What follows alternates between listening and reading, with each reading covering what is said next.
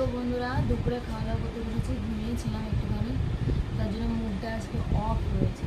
তো আমরা দুজনেই তো খেতে বসে, তোমাদের হয়তো ডিউটি চলে গেছে। তো এখানে ভাত বেড়ে নিয়েছি দেখো, আর এখানে করে যাচ্ছে পেঁয়াজ ভাজা, শুকনো লঙ্কা ভাজা দিয়ে মুসুরির ডাল সিদ্ধ, এটা মানে ফোড়ন দিই। এখানে হচ্ছে আলু দিয়ে কাঁচা কলা দিয়ে রুই মাছের ঝোল পাতলা করে। এখানে রয়েছে মাছের মাথা দিয়ে বাঁধাকপি ঘন্ট, কিছুটা কালকে রাতে খেয়েছিলাম। এগুলো সবই কালকে রাতে, শুধু ডালটা আজকে সকালে করেছি, কারণ ডালটা আমি বাসি দিই না, তোমাদের দাদাভাইকে খুব কম দিই। তো এই হলো আজকে দুপুরের মেনু। আর আমরা রাতেই রান্না করি, ওটা দিয়েই আমাদের দুপুরে মামের হয়ে যায়, কারণ যেহেতু তোমাদের দাদাভাই রাতে আসে গরম গরম করে দিই।